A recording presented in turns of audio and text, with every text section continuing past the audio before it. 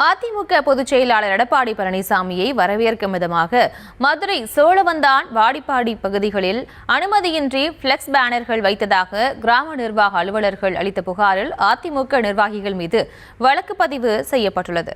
இது தொடர்பான கூடுதல் விவரங்களோடு இணைகிறார் எமது செய்தியாளர் குமார். வணக்கம். மேலும் விவரம். வணக்கம் பிரியங்கா.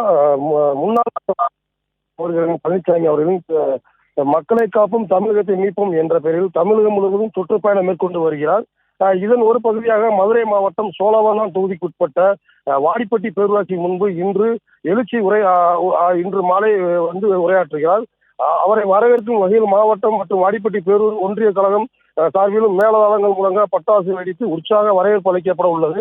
இந்த நிலையில் மதுரை திண்டுக்கல் தேசிய நெடுஞ்சாலையில் சுமார் 10 கிலோமீட்டர் தூரத்திற்கு சாலையில் இருபுறமும் முன்னாள் முதல்வர் எடப்பாடியை வரவேற்க பிளெக்ஸ் பேனர்கள் வைக்கப்பட்டுள்ளது.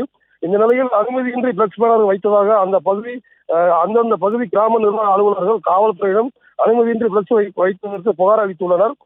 இதன் அடிப்படையில் வாடிப்பட்டி காவல் நிலையம் மற்றும் சோழவந்தான் காவல் நிலையம் ஆகிய இரு காவல் நிலையங்களும் அதிமுக நிர்வாகிகள் மீது அனுமதியின்றி பொதுமக்களுக்கு இடையூறாக ஆபத்தை விளைவிக்கும் வகையில் பிளெக்ஸ் பேனர்கள் வைத்த அதிமுக நிர்வாகிகள் மீது தற்போது வாடிப்பட்டி மற்றும் சோழவந்தான் பகுதியில் வழக்கு பதிவு செய்யப்பட்டுள்ளது குறிப்பிடத்தக்கது. பிரியங்கா, விவரங்களுக்கு நன்றி குமார்.